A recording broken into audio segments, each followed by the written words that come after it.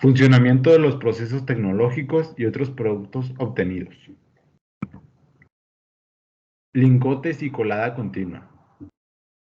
Para fabricar los diferentes objetos útiles en la industria metálica, es necesario que el hierro se presente en barras, láminas, alambres, placas, entre otros, los que se obtienen de los procesos de rolado. El proceso de rolado consiste en pasar a un material por unos rodillos con una forma determinada para que al aplicar presión el material metálico adquiera la forma que se necesita. El material metálico que se alimenta a los rodillos debe tener una forma determinada. Esta forma se obtiene al colar en moldes el metal fundido que será procesado. A estos productos se les llama lingotes y pueden ser secciones rectangulares, cuadradas o redondas. El proceso de rolado.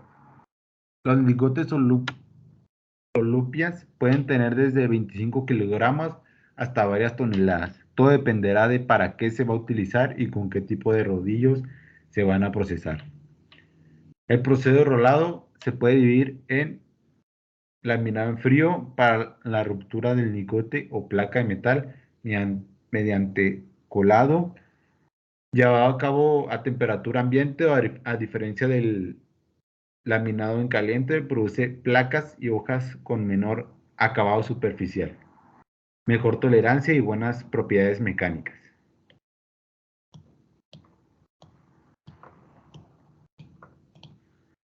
Laminado conjunto, proceso en que dos o más capas de material se laminan juntas.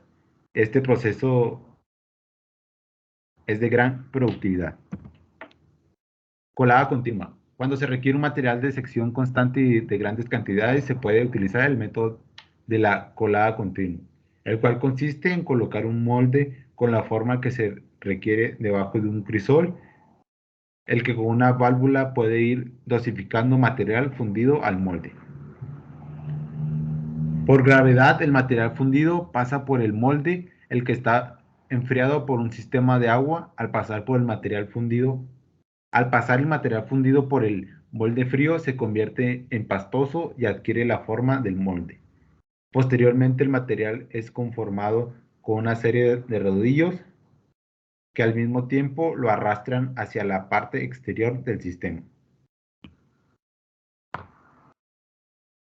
Una vez conformado el material con la forma necesaria y con la longitud adecuada, el material se corta y se almacena. Por este medio se pueden fabricar perfiles, varillas y barras de diferentes secciones. La colada continua es un proceso muy eficaz y efectivo para la fabricación de varios tipos de materiales de uso comercial. Metalurgia de los polvos. Se define como el arte de elaborar productos comerciales a partir de polvos metálicos. En este proceso no siempre se utiliza el calor, pero cuando se utiliza debe mantenerse debajo de la temperatura de fusión de los metales a trabajar. Cuando se aplica calor en el proceso subsecuente de la metalurgia de los polvos, se le conoce como sinterizado. Este proceso genera la unión de partículas finas con lo que se mejora la resistencia de los productos y otras de sus propiedades. Las piezas metálicas, producto de los procesos de la metalurgia de los polvos, son producto de la mezcla de diversos polvos de metales que se complementan en sus características. El metal, el metal en forma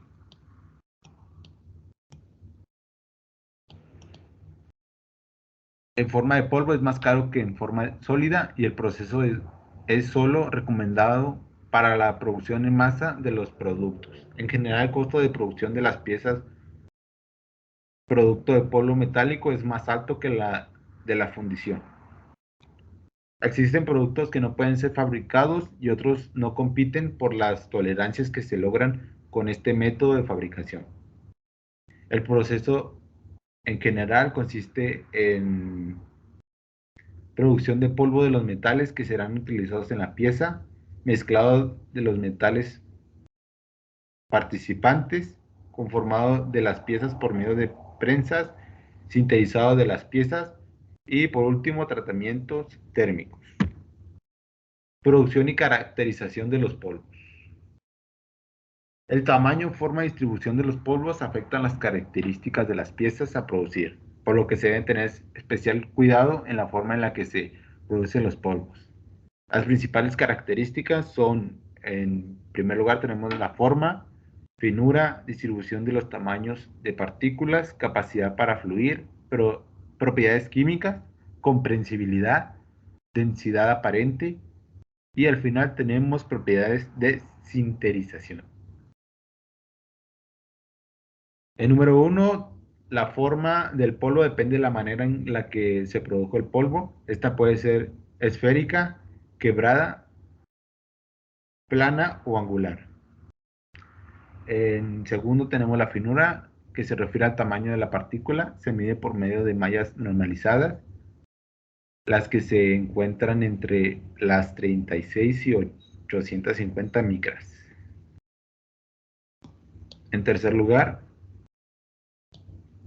tenemos la distribución de los tamaños de partículas, que se refiere a las cantidades de los tamaños de las partículas que participan en la composición de una pieza de polvo. Esta distribución de tamaño tiene gran influencia en la fluidez y la densidad de las partículas. En cuarto lugar, tenemos la fluidez, que es la propiedad que le permite fluir fácilmente de una parte a otra o a la capacidad del molde. Se mide por una tasa de flujo a través de un orificio normalizado.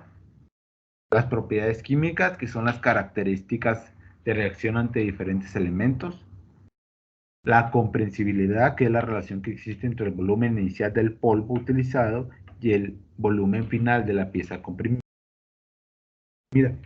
Esta propiedad varía considerablemente en las funciones del tamaño y de las partículas de los polvos o afecta directamente a la resistencia de los polvos.